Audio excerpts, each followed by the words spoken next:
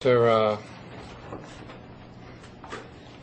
hearing all the arguments, hearing the statements by Mayor Kilpatrick, the court's come to several conclusions.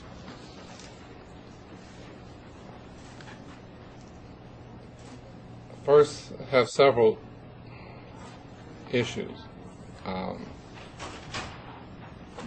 Mr. Mayor, I hear what you're saying. I guess the problem I'm having is I don't think there's too much anything you do alone. And even on that day, it's not that you got a telephone call, jumped in your SUV and drove across the bridge or the tunnel.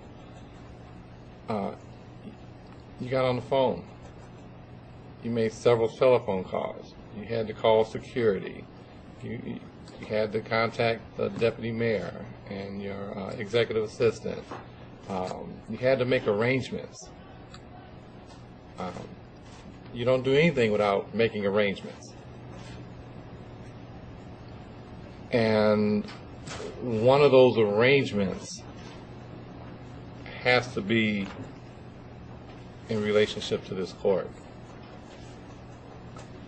I think it was the first day you were in front of me. I thought I made it very clear that this court comes first on everything.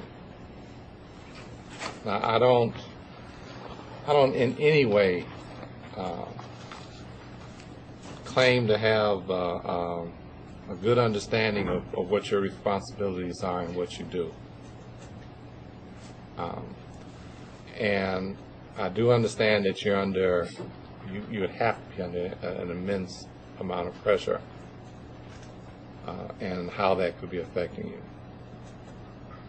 But I have to look at how the system is run and perceived by the public. I don't care what the media says about me. I really don't. I never have.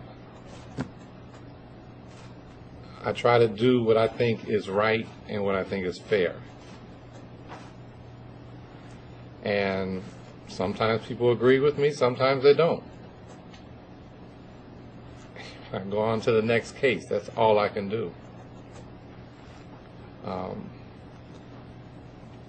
In this case, in the beginning of this case, you were given every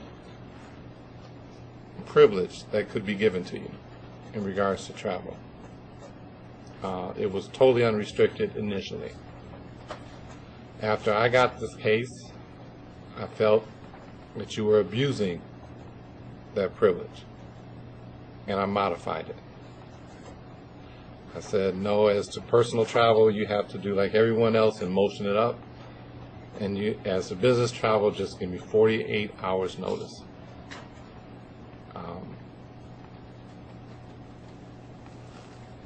Then a week ago, we had a violation for another reason. And at that time, I made it perfectly clear. I believe I said to Mr. Parkman and Mr. Thomas, don't come back. If I remember right, those were the words I used.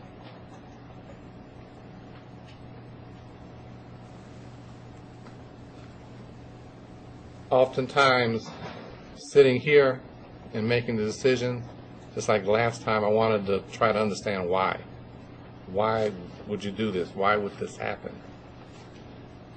Which is why I ordered drug screens. Well, you've taken, I think, at least 4. They're all negative. There's no issue there.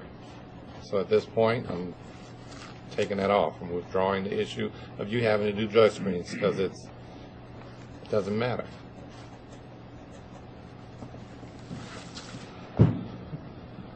What matters to me, though, is how the court overall is perceived and how, if it was not Kwame Kilpatrick sitting in that seat, if it was John Sixpack sitting in that seat, what would I do? And there the answer is simple. So I'm going to go back to my original, keep it simple. That's what I have to do. So at this point, because you have violated your conditions of bond, the court is, one, revoking your bond. The court is going to order that all travel be suspended, and two, that you be remanded to the Wayne County Jail for processing. Judge, would you stay the order pending an appeal, please? Am I going to stay the order? Yes, will you? No. No. You have the right to file an immediate appeal. And we will. You know, but like I said, if anybody else sitting in that chair, that's exactly what would happen. What would happen, and I believe that's how I have to proceed. All right. There's nothing further. Oh, did they sign the waiver? Sign it.